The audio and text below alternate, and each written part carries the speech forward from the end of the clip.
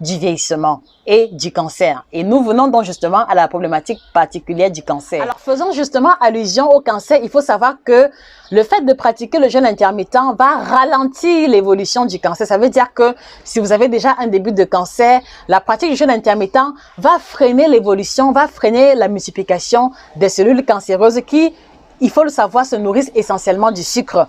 Et donc, à partir du moment où vous n'allez plus apporter beaucoup de sucre à votre organisme à cause justement de la longue période de jeûne, cela va faire que les cellules cancéreuses n'auront plus le carburant principal pour se multiplier de façon anarchique. Et c'est pour ça qu'on va observer un ralentissement de la multiplication des cellules cancéreuses. Voilà.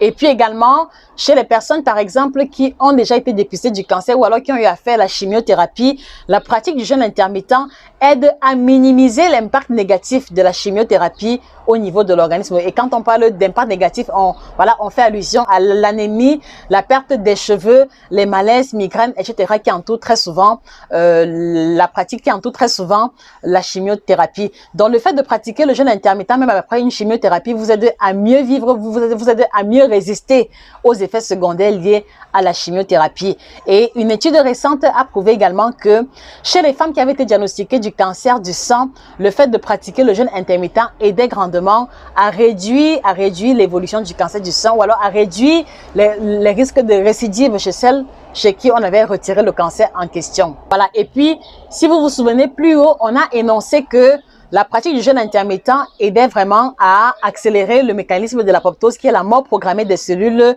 vieilles ou alors des cellules malades. Donc, vous comprenez pourquoi est-ce que le fait de pratiquer le jeûne intermittent chez les personnes dépistées de cancer va aider à éliminer également plus rapidement les cellules cancéreuses en question. Voilà, et donner place à un renouvellement ou alors à la production de cellules saines. Donc, voilà pourquoi est-ce que le jeûne intermittent va être très intéressant chez les personnes dépistées du cancer ou alors les personnes qui ont eu à vivre ou alors à subir déjà la chimiothérapie. Et globalement, pratiquer le jeûne intermittent dépisté de cancer nouvellement ou alors dépisté du cancer il y a longtemps va aider grandement à freiner l'évolution des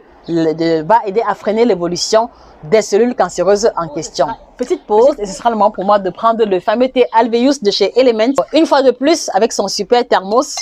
Voilà, j'ai bu jusqu'à un certain niveau. Et voilà, qui est une invitation au véritable bien-être. Surtout si vous pratiquez le jeûne intermittent. À votre santé. Donc, pratiquez le